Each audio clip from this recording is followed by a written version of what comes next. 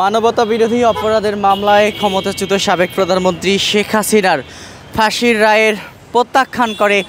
কার্যক্রম নিষিদ্ধ সংগঠন আওয়ামী লীগ আজকে কিন্তু সারা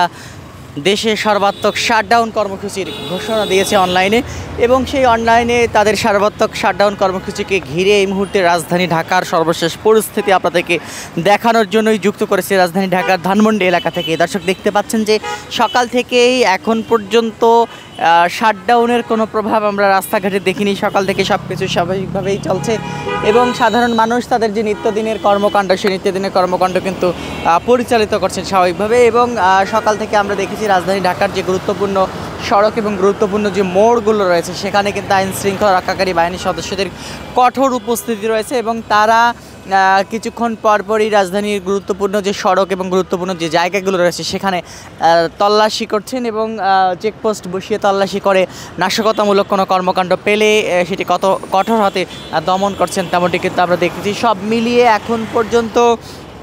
রাজধানী ঢাকায় আওয়ামী লীগের ডাকা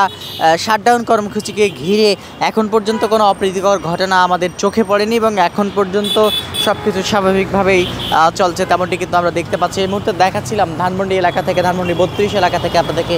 দেখাচ্ছিলাম সব কিছু কিন্তু স্বাভাবিকভাবেই চলছে। এবং আমরা যেটি দেখেছিলাম গতকাল আন্তর্জাতিক অপরাধ ট্রাইব্যুনাল 1-এ মানবতা বিরোধী অপরাধের মামলায় ক্ষমতাচ্যুত সাবেক প্রধানমন্ত্রী শেখ হাসিনার ফাঁসির আদেশ দিয়েছে, এবং এই রায়কে কেন্দ্র করে আমরা দেখেছিলাম দিনভর ধানমন্ডি 32 এলাকায় ধাওয়া পাল্টা ধাওয়ার ঘটনা ঘটেছে ছাত্র জনতার মধ্যে। মূলত রায়কে কেন্দ্র করে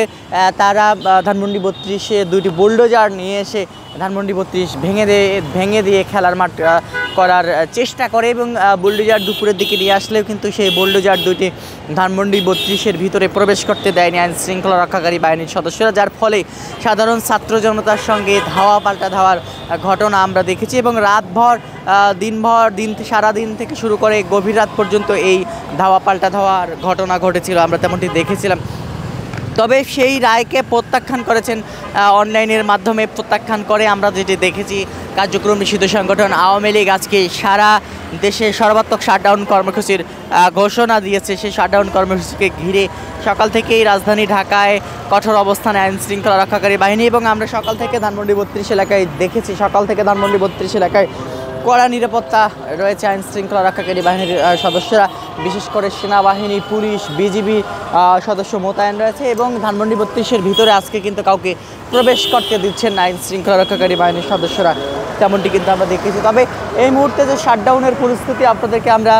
দেখাচ্ছিলাম সেই শাটডাউনের পরিস্থিতি কিন্তু একেবারেই স্বাভাবিক, কোনো অপ্রীতিকর ঘটনা ঘটেনি। সাধারণ মানুষ নির্ভয়ে রাস্তায় বের হয়েছেন এবং আইন শৃঙ্খলা রক্ষাকারী বাহিনীর পক্ষ থেকে যেটি জানানো হয়েছে তারা বলছেন যে সাধারণ মানুষের নিরাপত্তায় কিন্তু তারা সর্বদা কাজ করে যাচ্ছেন এবং সাধারণ মানুষ নিরাপদে চলতে পারবে,